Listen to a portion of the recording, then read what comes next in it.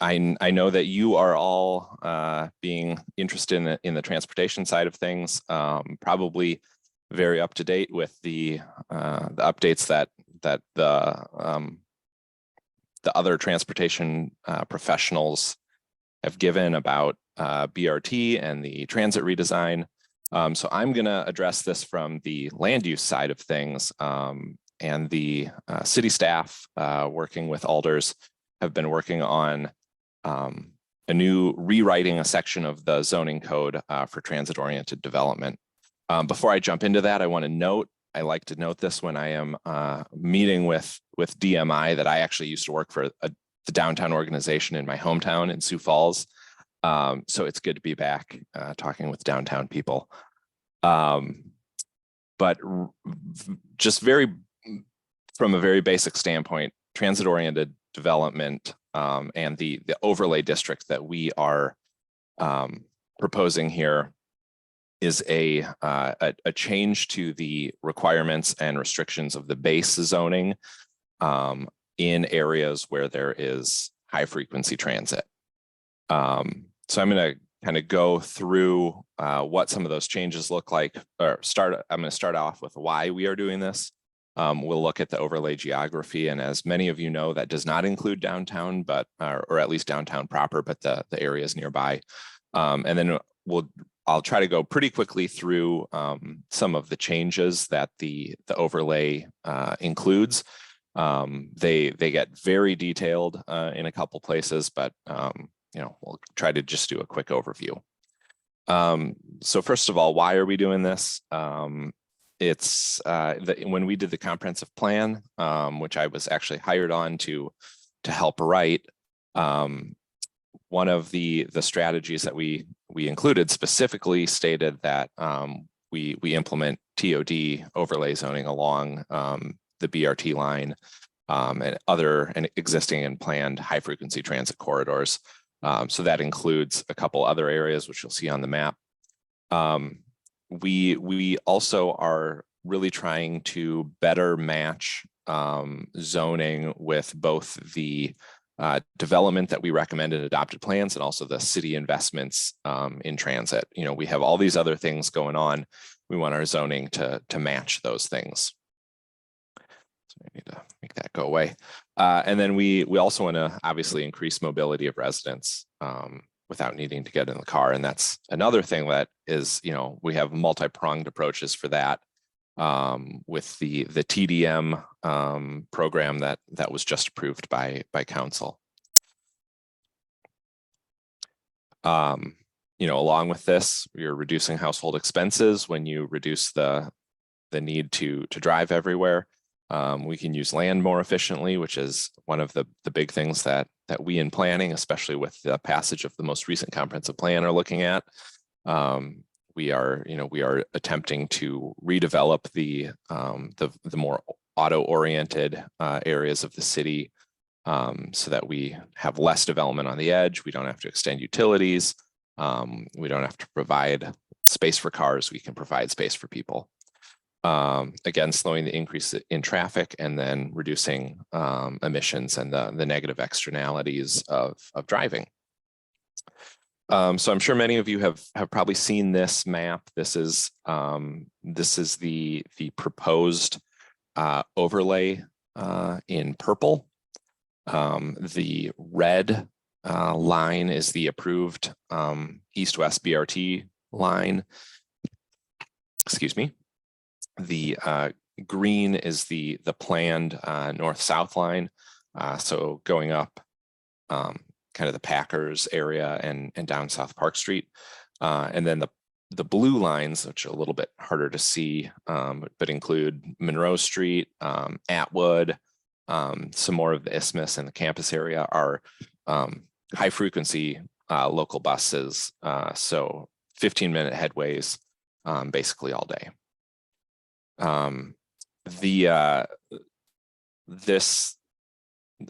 The ordinance and the map have been introduced at council. They have already been to the Transportation Policy and Planning Board, who made a recommendation that the national and local historic districts, which were previously excluded from the overlay, be included. So I've included this map as well. This shows in blue the historic districts that would be added to the map if this substitute ordinance is adopted by the council.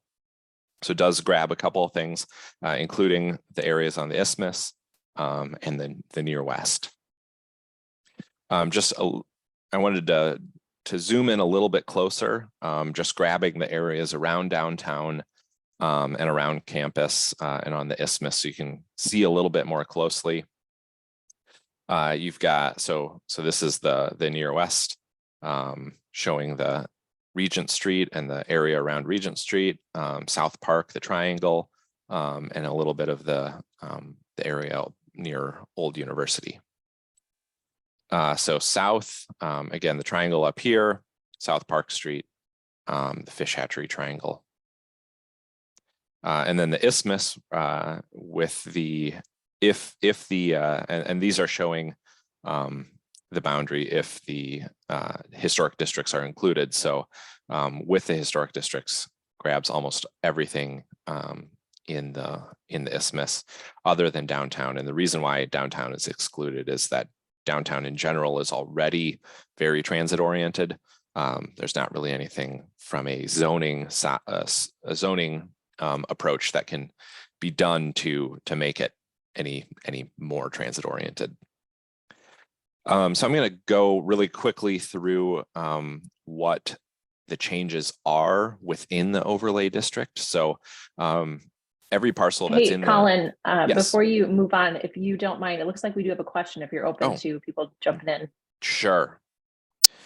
Yes, I'm sorry. Carla, did you want to go ahead? Yeah. Yeah, I know it's hard to see when you're presenting, so I wanted to give you a heads up. Go ahead, Carla. Thanks so much. Carla Mays again from Smart Cohort. We're with this, I did a program for one of the architectural firms where we had a national discussion about disability frameworks on TODs. How is looking at planning for ADA and affordable, LMI communities been placed into this plan? Is there any equity frameworks that are around this? Because as we look at this from the time you put the zoning in and things, it's normally an afterthought. And so how has that been kind of worked into what into looking at TOD development? Yeah, so the city has a racial equity and social justice initiative program that and it's used in different ways by different departments, but when the planning division is looking at large scale changes to zoning requirements, so something like this, we have an analysis and that name, Racial Equity and Social Justice Initiative, we call it RESG. We have a RESG analysis, so we get community members that we believe would be affected. So kind of the cohorts that you were talking about, we get them together, we walk through what the changes we're proposing are, and we look for what those impacts that we as staff maybe aren't weren't thinking of at first, and we do that very early on in the process. This was several months ago that we did that, so that when we go continue through the process, that those considerations are at the forefront. One of the other things is that when we some of these specific changes that I will get to, a lot of those are, since we are moving away from auto orientation, we are looking for pedestrian access to new buildings and new developments, and easier access from the street into buildings. So entrances aren't tucked around in the back by the parking lot or something like that, that when someone is getting off the bus and they do have accessibility issues, that there is a front door right there, and they're not trying, traversing the entire site to get somewhere. When it comes to specifically LMI communities and affordability, that's something that is a touchy subject from a state standpoint. We are not allowed to include any reference to or restrictions on affordability. We are blind to what incomes and rents are when it comes to zoning. So that's kind of a drawback that we have to work around. So what it was specific, I probably wasn't clear enough. Normally, as we're doing a lot of this bike and transit, we normally don't think of blue zones or white zones, loading zones for folks like on a day-to-day. If you've got a area that is completely pedestrian or bike, but everyone gets around by car, then if you don't put enough, the zoning does not include handicap parking and other types of loading zones, which lets folks to get in and out.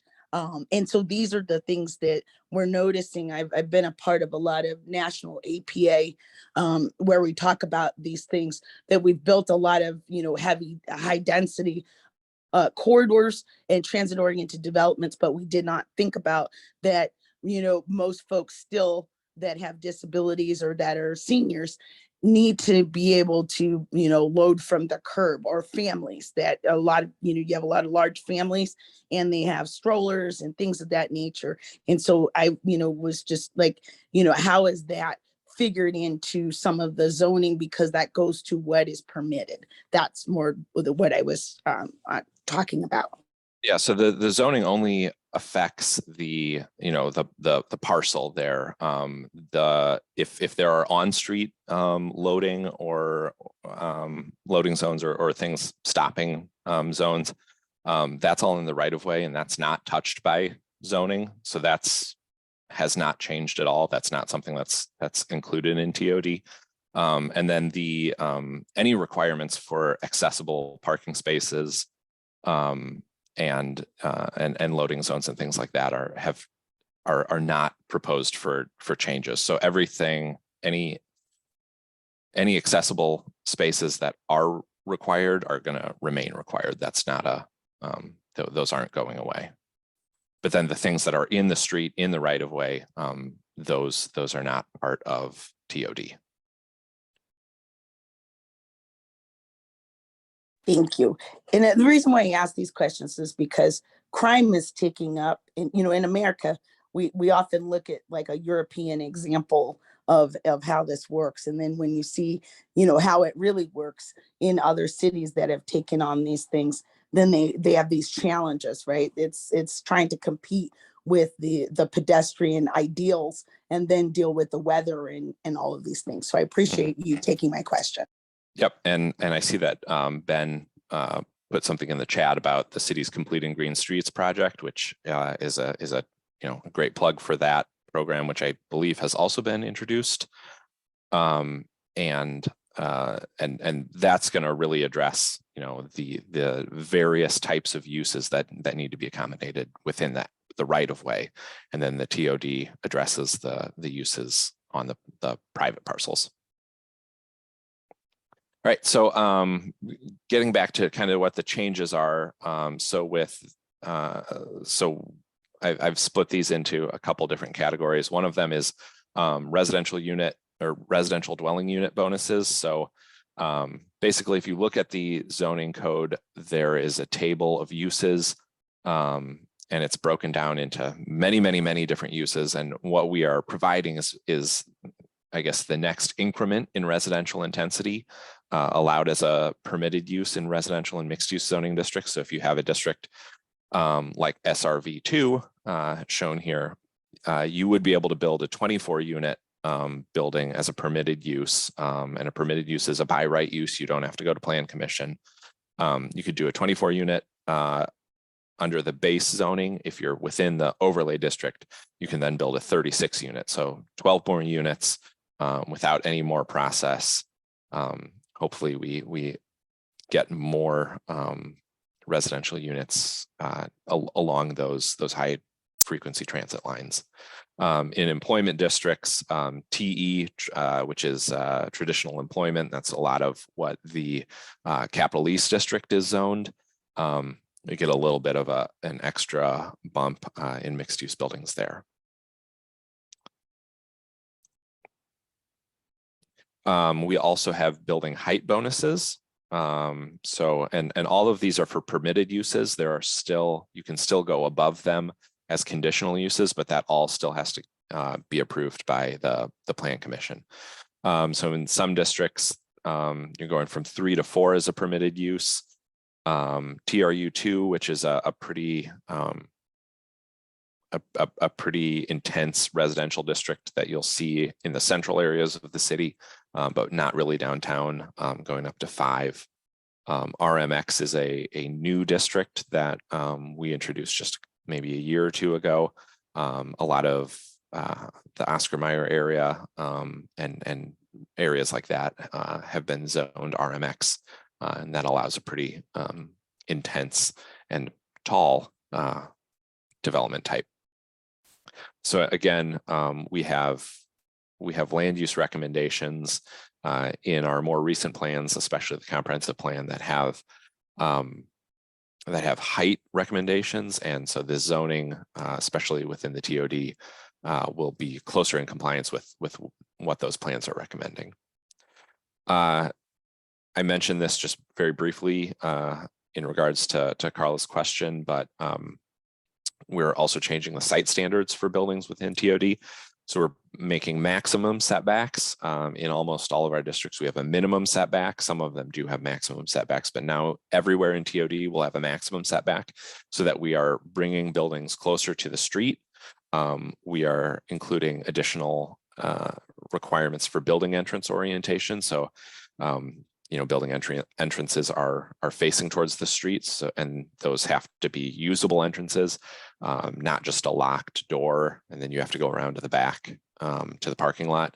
And we're also including a minimum height limit of 2 stories, which is probably going to be a bit transformative further out along Mineral Point Road and East Washington, but not as much of an issue on the isthmus. There are also site standards for automobile infrastructure. Auto-oriented uses are going to get a lot more restrictions. Parking, loading, and drive aisles, gas pumps and stuff have to be located to the side or to the rear. They can't be in front of the building. Drive-throughs have to be located under the building. So that generally means in a multi-story building, there are stories above it. And then parking structures have to be lined with active ground floor uses. So you can't just have an open parking bay. Parking and loading standards. We have decreased parking maximums.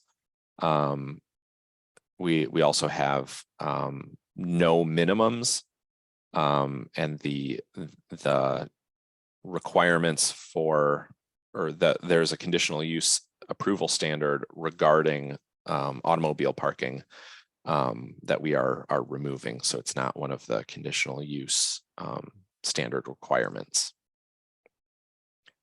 And then just quickly on process, this was introduced in late November. The TPPB already has reviewed this. It's going to be before the Plan Commission on December 12, which is Monday.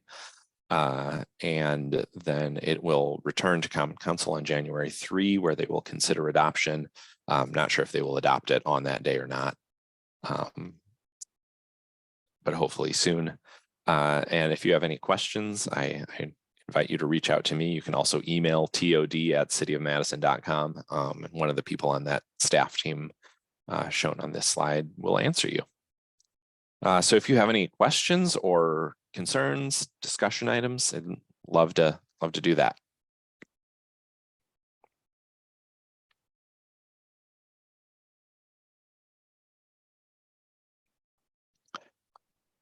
Thank you so much, Colin. If you wouldn't mind maybe stopping your screen share, then Yep. we can see the group and open it Yes. up to questions Sorry. in our last few minutes. Yeah, no problem. Looks like you've got one queued up from Paul. So first of all, thanks a lot for all the work you do in this. I know it's not simple or easy work, and I think it's a great step towards, I think, helping a lot of things with our city. So thanks for all that work, and good luck in the coming week and month here as far as we get approvals. I do have a couple of questions, or I guess first a comment. I guess for me personally, I support the idea of the idea that the historic districts are included in part. And I guess if you could just clarify, even if somebody wanted to do this increased kind of density and they're in a historic district or a historic neighborhood, they would still have to go through the historic kind of process for any sort of proposed development. Is that correct? Or at least in the local historic districts. Yes. The national historic districts are just kind of an honorary thing. Yeah. So if a parcel is still in a local historic district, they still need to go to review at the Landmarks Commission. I think that's significant because I think people need to understand that it doesn't say that we can just go willy-nilly in these historic areas and just start going crazy with stuff. There's still an added oversight in that. And what I guess I'm concerned about their exclusion from that, first of all, is it's generally where they tend to be in nicer areas, right? So it tends to be something that's reinforcing possibly privilege, which I don't think is a great message equity wise. But if you also look at where they are in proximity to, in particular on Hilldale, that's becoming a major node, and the idea of kind of connecting nodes that to the core to kind of give up that significant portion of housing, I think would be potentially unfortunate for transit as well, and the success of that in looking long-term, not short-term. So I applaud that kind of the transit committee kind of pushing that forward, or the transit commission that did that. The only other question I had real quick, and I'm sorry I'm taking so long, have you looked at the idea, just so that it's more consistent, or maybe in general, but if nothing else in the TOD, of increasing the maximum size of the accessory dwelling unit to 1,000 square feet, so that it's at least consistent with the maximum size for an accessory building, for example, a garage. And I say that in part because somebody who gave up my house to live in a multifamily building, we live in a 2-bedroom, 100 or 1,050 square feet, and it's not palatial. And especially if we start thinking about families trying to live in this, you can do it in 900 square feet, but 1,000 square feet would help a 2-bedroom substantially. So I'll leave it at that. I know that was a lot, and thanks for your work. Thanks, Paul. The question about the ADUs, I mean, we just went through a pretty substantial changes to ADUs and accessory buildings, making those permitted uses, making changes to where the conditional use threshold is on the size of accessory buildings. I don't know if we're going to reopen that with this. We're going to kind of see how things go with the changes that just came through in the last year or two. Great. Thank you. And thanks again for your work. Thanks. We probably just have time for one more question. So Ben, I see your hand up there. Thanks. Yeah, just a sort of a clarification background. When we first started working on this, and I was working with Colin and the planning team, kind of identifying big issues, one of the reasons that we proposed excluding historic districts was that, especially near Hilldale, is that that's actually market rate affordable housing right now. And we were concerned that the potential impacts of redevelopment on displacement of the folks who live there currently. And it seemed like a fairly easy way to go that was justifiable to say, oh, these are historic districts. And so they're already a line on the map that we can just exclude. We can always add them in later if we find that we need to. But I just wanted to throw out that was one of the staff's rationale in initially not including those historic districts in the overlay. Thank you for Thanks for that. that. Yeah. Jason, I will hand it over to you. Anything else you want to wrap up with before we reach the 9 o'clock hour? Well, just a huge thanks to Colin, the team, and the planning division. Thank you to Heather and Ben and everyone that was a part of this project. We really do appreciate it. And thank you for being here today on this presentation. Thank you all for joining us. Thank you for all the updates we had, the great questions, the great dialogue. We'll be back in a month's time for our next meeting, but if not, see us next Thursday at 7:45 a.m. at the Edgewater Hotel for Dr. Carlton Jenkins from MMSD, the superintendent. If we don't see you, have a happy holidays, and thank you for all your support of DMI. We really appreciate it. Bye, everyone. Thanks, everyone. Stay warm.